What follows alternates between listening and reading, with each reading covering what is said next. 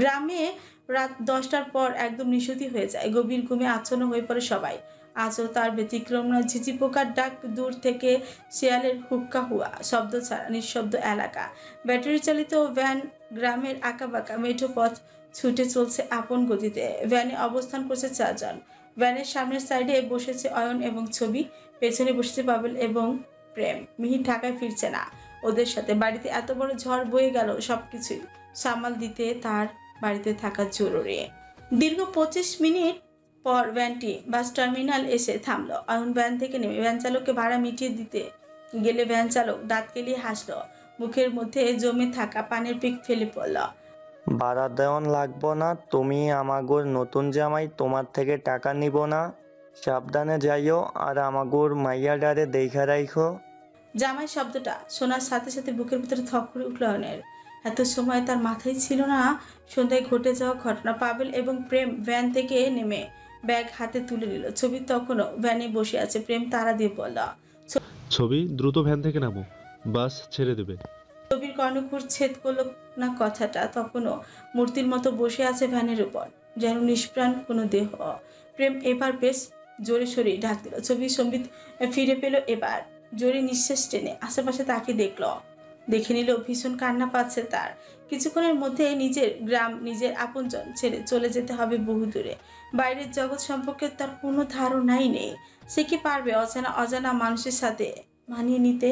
AC চালিত বাস, দরজা জানলা সব বন্ধ। অয়নের পাশের সিটটায় বসেছে ছবি। বেশ অস্বস্তি লাগছে তার। ছোট্টবেলা থেকে ঘরগুলো মেয়ে ছবি, কলেজ ব্যতীত তেমন কোথাও যাওয়া হয় নাই। গাড়ির ঝাঁকুনিতে গা গুলি উঠছে তার। নিজেকে স্বাভাবিক করার তীব্র চেষ্টা চালাচ্ছে। গাড়ির জানালা বন্ধ। গাড়ির ভেতরে বমি করে বসলে বেশ অস্বস্তিতে পড়তে হবে তাকে। পানি পিপাসা পেছু পেছু জিব্বা দিয়ে ছোট ভিজিয়ে আশেপাশে তাকে দেখে নিল। ছবির উৎসুক বুঝতে পারলো অয়ন, আর চোখে তাকালো ছবির দিকে। পেটে 2 হাত দ্বারা চেপে ধরে গাড়িতে গা এলিয়ে বসে আছে। গম্ভীর কণ্ঠে বলল, কি সমস্যা? কি হয়েছে? এমন উসখুস করছেন কেন? ছবি অয়নের কথা কানে নিলই না, ওইভাবেই বসে থাকলো। অয়নের প্রচুর রাগ হলো। এই মেয়ের ডোন্ট কেয়ার মুড তার একদমই মোটেও পছন্দই নয়। ধমকে পড়ল, কথা কানে যায় না তোমার? এমন উসখুস করছে কেন? ছবি এবার কেঁপে উঠল। সোজা হয়ে বসে কাপা কাপা সরে পড়ল। পানি খাবো। অয়ন সরু চোখে তাকালো ছবির দিকে, চোখ পাকিয়ে পড়ল। এটা বলতে এত সময় লাগে? ব্যাগ থেকে পানির বোতল বের করে ছবির হাতে দিল। বোতলের মুখ খুলে কয়েক ঢোক পানি খেয়ে বোতল ফিরিয়ে দিল অন্যের হাতে। খালি পেটে পানি খেয়ে আরও বেশি শরীর খারাপ লাগছে তার। বাম হাত দিয়ে মুখ চেপে ধরল। বমি আটকানোর সর্বোচ্চ চেষ্টা চালাচ্ছে, তবে এবার ব্যর্থ হলো। মুখ ভরে গড়গড়িয়ে বমি করে দিল। বমি করার পর খেয়াল করলো পাশের মানুষটা অগ্নিদৃষ্টিতে তাকিয়ে আছে তার দিকে। সব গিয়ে পড়েছে অয়নের শার্টে। ছবি ভয়ে ঝুঁকিল। এখন হয়তো আর রক্ষিণী। কণ্ঠ খাদে নামিয়ে নিম্ন স্বরে পড়ল, গাড়ির ঝাঁকুনিতে আমার গা গুলিয়ে উঠেছিল, দুঃখিত, আমি পরিষ্কার করে দিচ্ছি। শার্টে হাত দিতে অয়ন বিদ্যুৎ গতিতে হাত সরিয়ে দিল। দাঁতে ঠোঁট চেপে বলল, খবরদার আমার সংস্পর্শে আসার চেষ্টা করবেন না। বিয়েটা বাধ্য হয়ে করেছে, সাথে করে নিয়ে যাচ্ছে বলে এই না যে তোমাকে স্ত্রী হিসেবে মেনে নিয়েছে।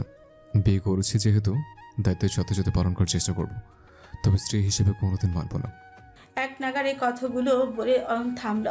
উপর থেকে ব্যাগ টেনে নামিয়ে শার্ট বের করে নিল। শার্টের বোতামের অংশে বেশ ময়লাই জমে আছে। বমির গন্ধে অসহ্য লাগছে তার। অন্যদিকে তাকে শার্টের বোতাম খুলে আরেকটা শার্ট পরে নিল। ছবি বাসের জানালায় মাথা ঠেকিয়ে নীরবে কান্না করছে। নিজের মায়ের কাছে কখনো ভালোবাসা পায় নাই। মানুষের কাছ থেকে গল্প শুনেছে, যে মেয়ে বাবার বাড়িতে অবহেলিত হয় সে মেয়ে স্বামীর ভালোবাসা শিখতে হয়। তখন থেকেই মনে হয় আকাশ সমান স্বপ্ন বুনেছিল বিয়ের পর তার সকল দুঃখ কষ্ট স্বামীর ভালোবাসায় ভুলে যাবে। অথচ প্রথম দিনই তার স্বামীর কাছে পেল এক রাজ্যের অবহেলা। ভোরের আলো ফুটেছে। ব্যস্ত নগরীর মানুষ ছুটে চলেছে নিজ গন্তব্যে। রাস্তার ধারে ফুটপাত দিয়ে পঙ্গপালের মতো ছুটে চলেছে গার্মেন্টস কর্মী। চারিদিকে কিচিরমিচির শব্দ, তবে এ কোনো শব্দ পাখির শব্দ নয়, শহরের কর্মজীবী মানুষদের শব্দ। শহরের কিছু দৈনন্দিন ঘটনার মধ্যে অন্যতম এক ঘটনা হলো, এক রিক্সা আরেক রিক্সাকে ধাক্কা দিবে, সেই নিয়েই লেগে যাবে 2 রিক্সা চালকের মধ্যে হাতাহাতি। আজও তার ব্যতিক্রম নয়। লেগেছে 2 জন চালকের মধ্যে হাতাহাতি। কেউ কাউকে ছাড় দেওয়ার পাত্রই নয়। সাথে অকথ্য ভাষায় গালিগালাজ। পাবনা এক্সপ্রেস গাড়িটি আটকে আছে জ্যামে।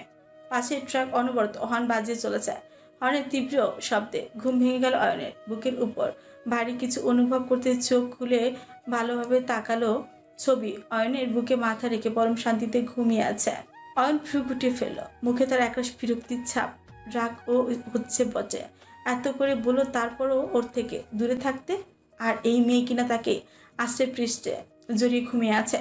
রাগ নিয়ন্ত্রণ করে ছবির কাঁধে হাত দিয়ে মৃদু ধাক্কা দিল। ছবি নড়ে চড়ে আরো শক্ত করে জড়িয়ে দিল। ঘুমন্ত কণ্ঠে ফিসফিসিয়ে বলল, ফুপু নড়ো না, আমাকে আরেকটু ঘুমাতে দাও। তোমার বুকে মাথা রেখে আমি শান্তিতে ঘুমাতে পারি। হকচে গেল এবার। কপাল কুচকে ফেলে ফিরফির করে বলল, কেমন মেয়ে রে বাবা, পুরুষ মানুষের বুক আর মেয়ে মানুষের বুক বুঝতে পারে না। ইচ্ছে করছে ধাক্কা দিয়ে সরিয়ে দিতে।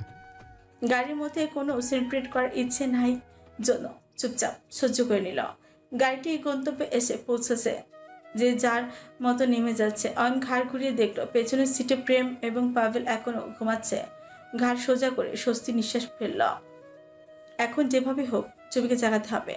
দুজনকে এভাবে দেখলে শয়তানগুলো লেগফুল করা শুরু করবে। অয়ন অনেকবার ডাকার পর ছবির ঘুম ভাঙল না। মেয়ে মানুষের ঘুম এত গভীর হয় কিভাবে সেটাই মাথায় ঢুকছে না তার। কোনো উপায় না পেয়ে পানির বোতল থেকে কিছুটা পানি হাতে নিয়ে ছবির মুখে ছিটিয়ে দিল। ছবি পিটপিট করে চোখ খুলো। চারিপাশে চোখ ঘুরিয়ে তাকালো। কেমন সবকিছু অচেনা লাগছে। সিটে হেলান দিয়ে ঠোঁটে হাসি ফুটিয়ে বলল, আজকেও ঘুমের মধ্যে আবার এই শহরের স্বপ্ন দেখছি। তবে আজকের স্বপ্নটা কেমন বাস্তব বাস্তব লাগছে। কথাটা বলে আবারও চোখ বন্ধ করে নিল। অয়ন অবাক দৃষ্টিতে তাকিয়ে আছে ছবির দিকে। দুই ঠোঁটের মাঝখানে ফাঁকা হয়ে গেল আনমনে। চোখ বড় বড় করে তাকালো। বিড়বিড় করে বলল, এই মেয়ের ঘাড়ে ভূতপ্রেত নেই তো? কেমন আবল তাবল বলছে। আমার নিজে নিজে হাসছে। মৃদু থমকে বলল, ছবি কিছু বলছো? আমরা পৌঁছে গেছি, নামতে হবে, ওঠো। বিড়বিড় করে বলল, অয়ন আপুর বিয়েটা শেষ হলে এই অশুভ লোকটাকে বাড়ি থেকে চলে যেতে বলবে তো ফুপু? কেমন ঘুমের মধ্যেও এসে ধমকায়। এবার বিরক্তির চরম পর্যায়ে চলে গেল। ছবির হাতের উপর জোরে সরে চিমটি কাটল। ছবি মৃদু চিৎকার দিয়ে উঠল। তেজ নিয়ে বলল, আমার হাতে চিমটি দিলেন কেন? আর এত সকালে আমার রুমে আপনি কি করছেন? অয়ন জোরে ধমক দিয়ে বলল, ছবি একদম চুপ। অনেক সময় ধরে নাটক দেখেছে। ঘুম থেকে তুলতে গিয়ে আমার জীবনটা পুরো তামাতামা করে ফেলেছ। এটা তোমার রুম না, এটা বাস। আমরা ঢাকা চলে এসেছি। আর একবার আবল তাবল বললে গাড়িতে রেখে আমি চলে যাব। এবার ঘুম ভালোভাবেই ভেঙে গেল। কয়েকদিন জ্বরে বেশ ক্লান্তই ছিল। গাড়িতে ওঠার আগে রেহানা ঠান্ডার ওষুধ খাইয়ে দিয়েছে, এই জন্যই ঘুমে চোখে বেশি ছিল। বাসের হেল্পার তারা দিচ্ছে গাড়ি থেকে নামার জন্য। প্রেম এবং পাবেলের ঘুম ভেঙে গেছে। পাবেল ব্যাগ হাতে নিয়ে অয়নকে বলল, আমরা নেমে যাচ্ছি, তুই ছবিকে নিয়ে আয়। অয়নের পিছু পিছু নামলো ছবি। বাস স্ট্যান্ডের এক কোনায় দাঁড়িয়ে আছে চারজন। ছবি চারপাশে তাকিয়ে দেখছে প্রতিটি মানুষ কেমন ছুটে চলছে, যেন গন্তব্য পৌঁছানোই তাদের প্রধান উদ্দেশ্য। এর আগে কখনো ঢাকা আসা হয়নি। পাবনায় ছোটখাটো শহর, সেখানে এত যানজট, মানুষের কোলাহল নেই। বাচ্চারা ব্যাগ কাঁধে ছুটে চলেছে স্কুলে। ছবি বাচ্চাদের দিকে তাকিয়ে মুচকি হাসল। ভাদ্র মাস, সকাল থেকেই সূর্য মামা বেশ তেজি দেখায়। বেশ গরমও পড়েছে। ছবির পরনে নতুন শাড়ির ওপর কালো বোরকা, মাথায় ওড়না পেঁচানো। গরমে অস্বস্তি লাগছে। পাবেল অয়নের কাঁধে হাত রেখে বলল, কি সিদ্ধান্ত নিলি? বাড়িতে ফিরে যাবি নাকি আমাদের সাথে বাসায় যাবি? অয়ন দীর্ঘশ্বাস ফেল। চিন্তিত কণ্ঠে বলল, ব্যাচেলর ফ্ল্যাটে ছবিকে নিয়ে যাওয়াটা কি ঠিক হবে? প্রেম বলল, কেন? মিহির তো নেই ফ্ল্যাটে, 2টা বেডরুম, থাকতে তো পারবি। পাবেল প্রেমের মাথায় ঠোকা দিয়ে বলল, এই জন্যই তোরে বোকা। নতুন বউ নিয়ে ব্যাচেলর ফ্ল্যাটে উঠবে, মানুষজন কি বলবে? একদম আমাকে বলবি না। 100 বার বলবো। প্রেম এবং পাবেলের মধ্যে শুরু হয়ে গেল বাকবিতণ্ডা। অয়ন থমকে বলল, ব্যাচেলর ফ্ল্যাটে ছবিকে নিয়ে যাওয়াটা কি ঠিক হবে? চুপ করবি তোরা? আমি মরি আমার জ্বালা, আর তোরা সবসময় মরার উপর খাড়া হয়ে থাকিস। আমাকে ভাবতে দে, দেখি কি করেছে। ড্রেসিং টেবিলের কাজ সারা রুমে ছড়িয়ে ছিটিয়ে আছে। সাদা টাইলস করা মেঝেতে ফোটা ফোটা রক্তবিন্দু। বিছানার চাদর এলোমেলো, বালিশে ছিঁড়ে তুলোগুলো ঝুলছে। পাশে হাঁটুতে মুখ গুজে বসে আছে মিহির। দরজার বাইরে হইচই শুরু করেছে জামিলা বেগম। সারা রাত নিস্তব্ধতা থাকলো। সকাল হতে না হতেই শুরু হয়েছে মিহিরের গর্জন। জামিলা বেগম ওপাশ থেকে হাত জোর করে অনুরোধ করছে, দরজা খোলা বাবা। হায়দার মিয়া রেহেনা ছুটে আসলো এবার। তিনজন মিলে সর্বোচ্চ চেষ্টা করছে দরজা খোলার। মিহির দুর্বল শরীরটা টেনে তুলল, কুড়িয়ে কুড়িয়ে হেঁটে দরজার পাশে গেল। কাচের টুকরোটায় পায়ের অনেকখানি কেটে গেছে, যার দরুন হাঁটতে সমস্যা হচ্ছে। দরজা খুলে দিতেই বুকে ঝাঁপিয়ে পড়লো ঝামেলা বেগম। ডুকরে কেঁদে উঠল মিহির ধাক্কা দিয়ে মাকে সরিয়ে দিল। রাগে হিসিস করে চিবিয়ে চিবিয়ে বলল, নেকা কান্না একদম কাঁদবে না আমার সামনে। কাঁদছো কেন? শান্তি পেয়েছো না? এখন তো তোমার আনন্দ করার সময়। আনন্দ করো, উল্লাস করো। তোমার পথের কাটা দূর হয়েছে। তুমি চেয়েছিলে তো ছবি এ বাড়ি থেকে চলে যাক, চলে গেছে তো, তাহলে আজ কান্না করছো কেন? জামিলা বেগমের চোখ ভেঙে পানি ঝরছে, কান্না গিলে বলল, কি বলছিস তুই? তোর মাথা খারাপ হয়ে গেছে? আমি ছবিকে শাসন করতাম ঠিক আছে, তাই বলে ওর এই বাড়ি থেকে চলে যাওয়ার জন্য আমি আনন্দ করব? আমি ছবির মা, রাগের মাঝেও আমি ওকে ভালোবাসি। মায়ের এহেন কথায় হেসে ফেলল মিহির। তার ছেলের স্বরে বলল, মা, মা শব্দের গভীরতা কতটুকু জানো? জানো তুমি? মা, ছবিকে কখনো আদর করে বুকে টেনে নিয়েছো? একটু ভালোবেসে স্নেহময় কণ্ঠে কখনো কথা বলেছো? জামিলা বেগম মাথা নিচু করে দাঁড়িয়ে আছে। ছেলের এমন তিক্ত কথায় বড্ড পীড়া দিচ্ছে তাকে। হায়দার মিয়া বলল, চুপ করো, এখন আর এসব কথা শুনতে ইচ্ছে করছে না। কেন চুপ করবো বাবা, কেন? মায়ের কথা বাদই দিলাম, তুমি কিভাবে পারলে এমনটা করতে? তুমি ছবিকে চিনো না বাবা? তুমি কেন সবার কথা মতো ছবিকে বিয়ে দিতে রাজি হলে? হায়দার মিয়া দীর্ঘশ্বাস ফেলল, মৃদু স্বরে বলল, সবার কথা মতো বিয়ে দিতে রাজি হয় নাই। এই বিয়ে না দিলে ছবিকে সুষ্ঠু স্বাভাবিক জীবনযাপন করতে দিত না গ্রামের মানুষজন। কথার আঘাতে তিলে তিলে শেষ করে ফেলতো মেয়েটাকে। আমি ছবির ভালোর জন্যই এই সিদ্ধান্ত নিয়েছি। কোন ভালোটা হলো বাবা? আমি অনকে মুখ দেখাবো কি করে? ওর সামনে যেতে আমার লজ্জায় মাথা কাটা যাবে। ওকে জোর করে নিয়ে এসেছিলাম আমি। আর ওর পরিবার সম্পর্কে যা জানি, যতটুকু দেখেছি, ওরা সহজে ছবিকে মেনে নিবে না বাবা। আমি এত বারণ করার পরও কেন শুনলে না বাবা? কেন বিয়েটা করালে? কথাগুলো বলে হাঁটু গেড়ে বসে ডুকরে কেঁদে উঠল মিহির। দুই পায়ের তালু বেশ খানিকটা কেটে গেছে, ঘলঘলি রক্ত ঝরছে। জমিলা বেগম মিহিরের পায়ের রক্ত দেখে চিৎকার দিয়ে ধরতে গেলে মিহির নিজেকে সামলে নিল। ওতে চেপে পড়ল, খবরদার, আমাকে ছুবে না তুমি। রেনা এগিয়ে আসলো, মিহিরের পা শাড়ির আঁচল দিয়ে চেপে ধরল। ব্যথায় নাকমুখ কুচকে নিল মিহির। রেনা শঙ্কিত গলায় পড়ল, কি পাগলামো শুরু করেছিস? ছবিকে আজ না হয় কাল ঠিকই বিয়ে দিতে হতো। মাঝে একটা দুর্ঘটনা ঘটে গেছে, তবে অন ভালো ছেলে, ও ছবিকে ভালো রাখবে। তুই তো আমাদের থেকে ভালো চিনিস অয়নকে, তাহলে এমন করছিস কেন? হ্যাঁ, চিনির জন্যই এমন করছি। তোমরা সবটা জানো না ফুপু, অনেক বড় ভুল করে ফেলেছো। মানে কি বলতে চাচ্ছিস? কি জানি না আমরা? কিছু না। উঠে দাঁড়ালো, খুঁড়িয়ে খুঁড়িয়ে বেরিয়ে গেল রুম থেকে। রেনার কণ্ঠস্বর কাঁপছে, কাপস্বরে পড়ল, কিছু লুকিয়ে রাখিস না, বল আমাকে, কি জানিস তুই? চৌধুরী গ্রুপের কর্মচারীদের আজ আতঙ্কের দিন। দীর্ঘ 7 মাস পর কোম্পানির সিইও আবির্ভাব চৌধুরী আজ অফিসে এসেছে। বসের রাগ সম্পর্কে সবাই অবগত। কাজের ত্রুটি দেখলেই কঠিনতম শাস্তি দিতে কুণ্ঠাবোধ করে না। সকাল থেকে বেশ মনোযোগী সহকারে সবাই কাজ করছে। Chowdhury group and textile main শহরে অবস্থিত অফিসটি বিশাল বড়। অফিসটি 8 তলা বিল্ডিংয়ের ব্যবসার সকল ইম্পর্টেন্ট কাজগুলো এখানে করা হয়। আবির্ভাব দেশে না থাকলে যাবতীয় কাজ দেখাশোনা করেন শেখর কাজে কখনো হেলাফেলা করে না। আবির্ভাবের একমাত্র বিশ্বস্ততার জায়গা হলো শেখর। 7 মাস বেশ কিছু ফাইল জমেছে, যেগুলো চেক করতেই ব্যস্ত আবির্ভাব। এরই মাঝে দরজা নক পড়লো। দরজা ফাঁকা করে মাথা বের করে ভেতরে আসার অনুমতি চাচ্ছে শেখর। আবির্ভাব ফাইলের দিকে মনোযোগ রেখে ছোট্ট করে বলল, এসো।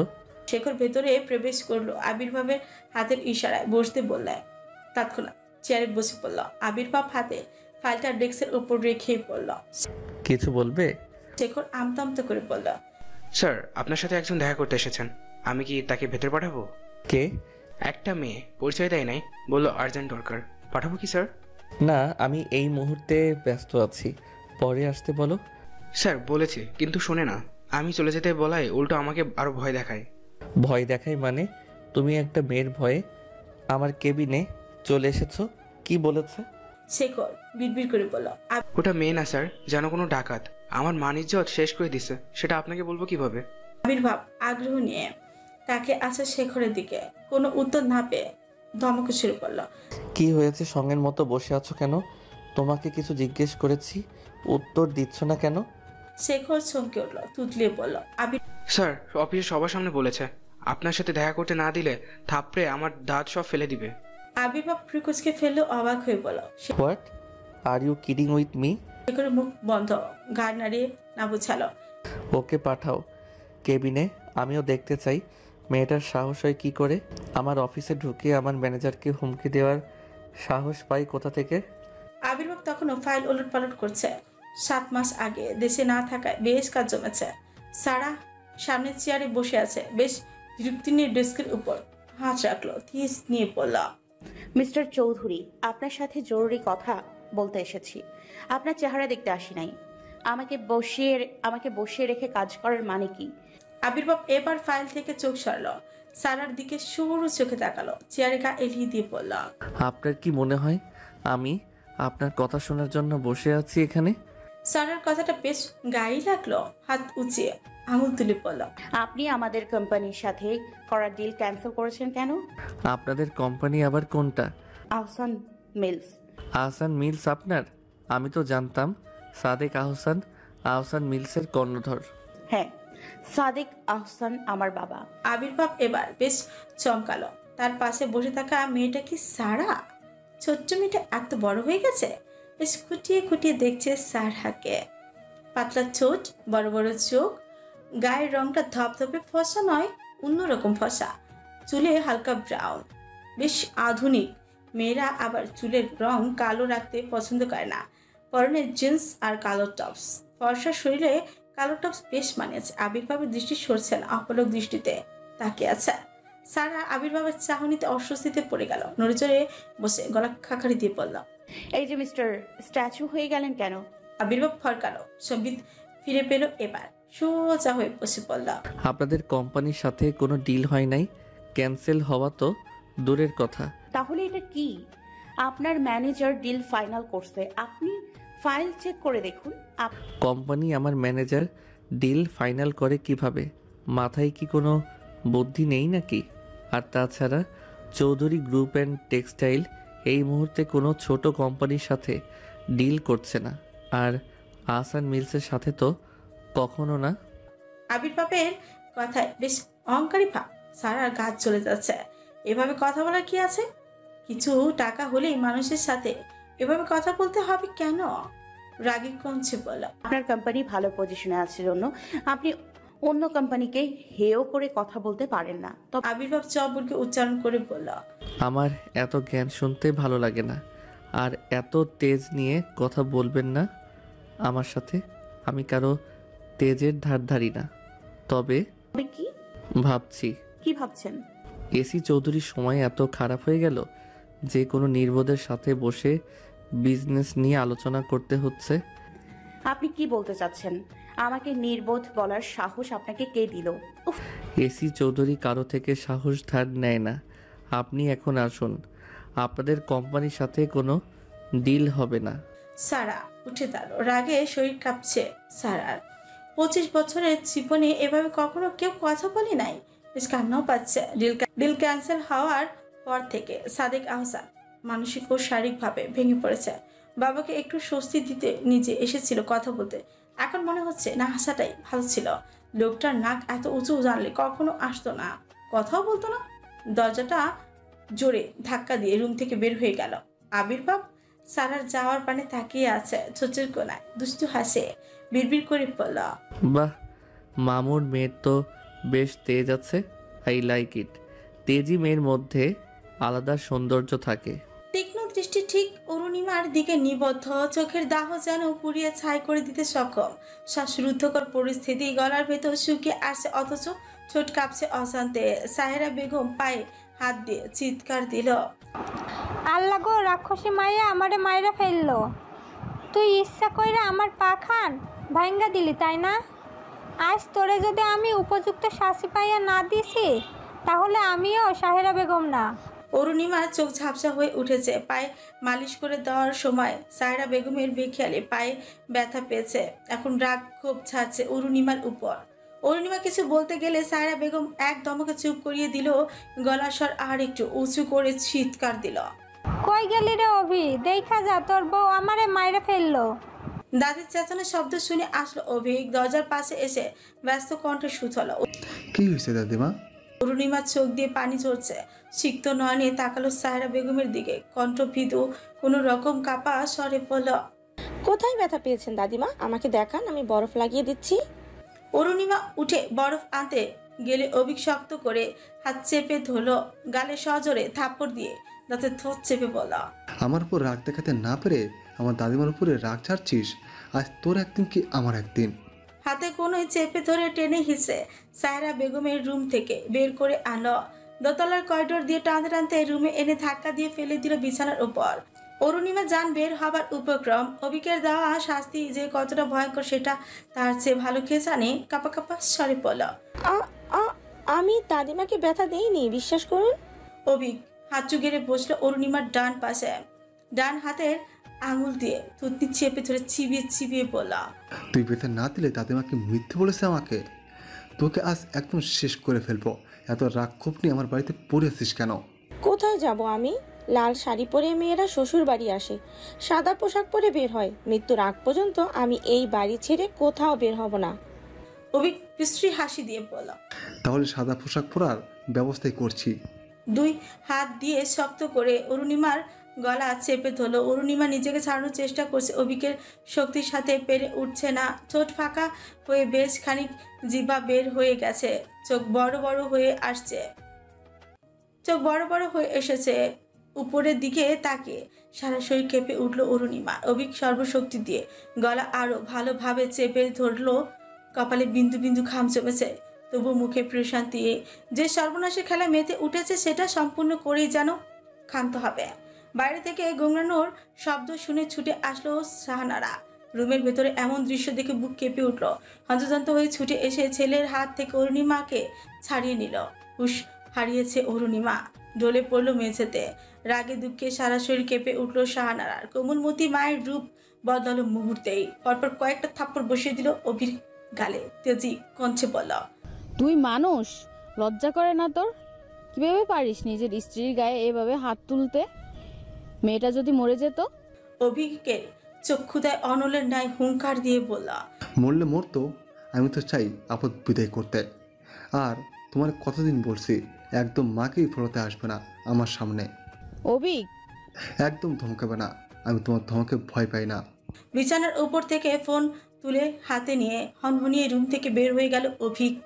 সারারা ছেলে যাওয়ার পানে চেয়ে থাকলো কিছু সময়। মুহূর্তে মনে পড়লো অরুণিমার কথা। দ্রুত এসে বসলো অরুণিমার পাশে। অরুণিমা জোরে জোরে শ্বাস নিচ্ছে, গলায় মুখের সাইডে কালচিটে দাগ পড়েছে। শাহানারা টেবিলে রাখা গ্লাস হাতে নিয়ে অরুণিমার চোখে মুখে ছিটিয়ে দিল। পিটপিট করে চোখ খুলল অরুণিমা।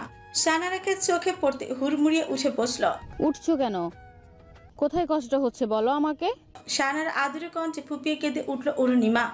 অরুণিমাকে বুকে আগলে নিয়ে কোমল কণ্ঠে বলল, কতদিন বলেছি অন্যায় মুখ বুঝে সহ্য করবে না? অরুণিমা শাহানারাকে ছেড়ে দিয়ে সোজা হয়ে বসলো, চোখের পানি মুছে বলল, আম্মা, আমি দাদিমার পায়ে ইচ্ছে করে ব্যথা দেইনি। দাদিমার পা সরাতে গিয়ে পায়ে ব্যথা পেয়েছে, বিশ্বাস করুন আমাকে। এখন আর কোনো কথা না, উঠো, চলো ডাক্তারের কাছে যেতে হবে, রেডি হয়ে নাও। অরুণিমা ঠায় বসে রইল। শাহানারা তারা দিয়ে বলল, ওষুধ না খেলে শরীর ব্যথা হবে মা, আমার কথাটা শোনো, চলো আমার সাথে। অরুণিমার চোখ দিয়ে পানি পড়ছে। যত আঘাতই করুক না কেন ওষুধ খাওয়াও যে তার বারণ। কিছুদিন আগে হাত মুচড়ে দেয় অভিক। রেহানকে দিয়ে ব্যথার ঔষধ আনিয়ে খেয়েছিল জন্য কি মারাটাই না মেরেছিল। অরুণিমা আমতা আমতা করে বলেছিল, ঘরে ব্যথার ওষুধ আছে মা, ওটা খেলে খুব তাড়াতাড়ি সেরে যাবে, আমি ডাক্তারের কাছে যাব না। ডাক্তারকে দেখিয়ে ওষুধ এনে খেলে ভালো হবে না? ওটা খুব ভালো ওষুধ, রেহান ভাই এনে দিয়েছে। আচ্ছা ঠিক আছে, আমি খাবার আনছি, ওষুধ খেয়ে রেস্টে নিবে।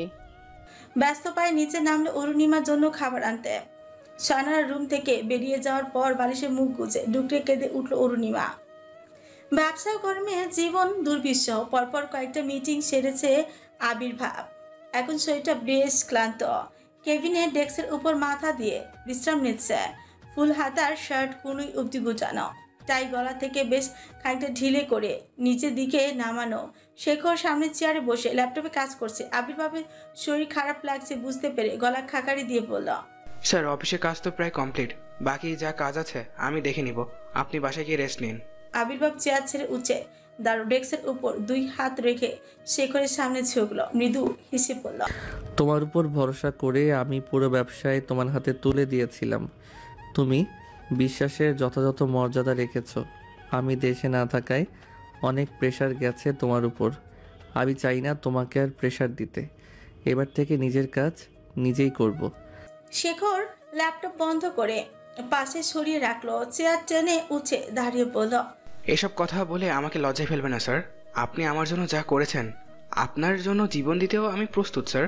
সেদিন যদি আপনি মায়ের অপারেশনের জন্য 7 লক্ষ টাকা না দিতেন, আমি যে এতিম হয়ে যেতাম। আমার পরিবারের দায়িত্ব নিয়েছেন আপনি, আমাকে এত বড় আসনে বসিয়েছেন। আমি তো স্যার টাকার বিনিময়ে কাজ করি, আপনার উদারতার কাছে আমি কিছুই না। আবির্ভাব শেখরের কাঁধে হাত রাখলো, দীর্ঘশ্বাস ফেলে বলল, বাবা মা হারানোর কষ্ট আমি বুঝি। কম বয়সে বাবা মায়ের লাশ কাঁধে নিয়েছি। আমি চাই না আর কোনো সন্তান কম বয়সে বাবা মাকে হারাক। শেখর আবির্ভাবের দিকে তাকিয়ে, আচ্ছা স্যারের জন্য তার ভীষণ কষ্ট হয়। এতটুকু বয়সে কত কষ্ট, মানসিক যন্ত্রণার মধ্য দিয়ে যায় দিন রাত। চোখের পানি ছলছল করছে। আবির্ভাব মৃদু হেসে বলল, বাদ দাও ওসব কথা। ইন্ডিয়া থেকে মিস্টার রাজন মালহোত্রার মেইল পাঠানোর কথা ছিল। দেখো তো চেক করে, মেইল আসলে তার রিপ্লে করে দিও। Okay sir. শেখর চেয়ারে বসে মেল চেক করছে। আবির্ভাব বড় জানালার পাশে দাঁড়িয়ে ধোয়া ওঠা গরম কফিতে চুমুক দিয়ে মৃদু কঞ্চে বলল, বুঝলে শেখর, একটা সিদ্ধান্ত নিয়েছি। কি সিদ্ধান্ত স্যার? সিদ্ধান্ত নিয়েছি আহসান মিলসের সাথে ডিলটা পুরোপুরি ক্যান্সেল করব না। কিন্তু স্যার ওদের প্রোডাক্টের রেপ্লিকা বেশি, আমাদের লসে পড়তে হবে ওদের সাথে ডিল করলে। আমি জানি ওদের প্রোডাক্টে বেশ অভিযোগ আছে। তুমি একটা কাজ করো, সাদেক আহসানের সাথে কথা বলে দেখো। ওরা যদি অথেন্টিক প্রোডাক্ট দিতে পারে তাহলে আপাতত কয়েক কোটি টাকার ডিল করব। প্রোডাক্টের মান ভালো হলে পরবর্তীতে না হয় বেশি করে ডিল করা যাবে। শেখর তাকিয়ে আছে আবির্ভাবের দিকে। মাঝে মধ্যে স্যারকে চেনাটা তার কাছে দুষ্কর। নিজে ডিল করতে বলল, আবার নিজেই সেটা ক্যান্সেল করে দিল। এখন আবার নতুন করে ডিল করতে বলছে। স্যারের মাথায় কখন কি চলে আসলে সেটা বোঝা দেয়। কি হলো, তাকিয়ে আছো কেন? কিছু না স্যার, আমি কালকে কি ওনার অফিসে গিয়ে কথা বলে আসবো? কাল নয় আজকেই কথা বলবে, তবে ওনার অফিসে নয়, মালিবাগে আমাদের হোটেলে ডাকো ওনাদের, ওখানেই কথা হবে। আর আমাদের শর্ত অনুযায়ী কাজ করতে চাইলে ডিল ফাইনাল হবে আজই। 6 তলা বাড়িটির 4র্থ তলায় অয়নদের ফ্ল্যাট। 2টা বেডরুম, 2টা ওয়াশরুম, একটা কিচেন আছে ফ্ল্যাটে। বেলকুনির পাশে বড় রুমটায় থাকে অয়ন এবং মিহির। রুমে একটা ডাবল বেডের খাট, একটা স্টাডি টেবিল আর একটা আলনা ব্যতীত আর কিচ্ছু নেই। বেশ অগোছালো রুমটায়। ফ্লোরে বসে আছে ছবি, বুক ছিঁড়ে কান্না পাচ্ছে। বাবা মায়ের কথা খুব মনে পড়ছে। বড় আপু নিশ্চয়ই শ্বশুরবাড়িতে খুব সুখে আছে। আজ তো বউ ভাত, নিশ্চয়ই সবাই আপুর শ্বশুর বাড়িতে যাবে, কত আনন্দ করবে। নতুন দুলা ভাইয়ের সাথে দুটো কথা বলার সুযোগও হলো না। আপু এত মানুষের মধ্যে কি আমাকে একটি বারের জন্য খুঁজবে? আপু তো জানেও না আমি পাবনা ছেড়ে অচেনা শহরে চলে এসেছি। কথাগুলো ভাবতে ভাবতে চোখ দিয়ে পানি গড়িয়ে পড়লো ছবির। রাস্তায় দাঁড়িয়ে কোনো সিদ্ধান্তে আসতে না পেরে অজ্ঞতা। ছবিকে নিয়ে ফ্ল্যাটে আসে অয়ন। 2 দিন বাসায় ছিল না। এরই মধ্যে রান্নার খালাও গেছে গ্রামে। রান্নার কোনো ব্যবস্থা না থাকা ছবিকে বাসা একা রেখে বাইরে খাবার আনতে গেছে। ছবি ফ্লোর থেকে উঠে দাঁড়ালো। গরমে ঘেমে একেবারে একাকার অবস্থা। গায়ের ব্লাউজটাও ভিজে শরীরের সাথে লেপটে আছে। গোসল করার দরকার। ব্যাগ থেকে সুতির 3 পিস বের করে ওয়াশরুমে ঢুকলো। ট্যাপের পানি ছাড়তেই চমকে উঠল। পানি যেন ফুটন্ত গরম। গ্রামে টিউবওয়েলে চেপে গোসল করা তার কাছে সবসময় ভালো লাগে। বাসায় মোটর ব্যবস্থা থাকলো, ছবি টিউবওয়েলের ঠান্ডা পানিতেই গোসল করত। এখানে তো এত গরম পানি দিয়ে গোসল করলে তো চামড়া পুড়ে ঝলসেই যাবে। বেশ কিছু সময় ট্যাপ ছেড়ে রাখায় ধীরে ধীরে ঠান্ডা পানি পড়ছে বালতিতে। পানি ধরে গোসল সেরে বাইরে বের হলো। গামছাতে চুল মুছতে মুছতে বেলকনিতে গিয়ে দাঁড়ালো। চারিপাশে গাছ ভেদ করে বড় বড় দালান। মানুষ জনের কোলাহল, যে যার মতো ছুটে চলেছে।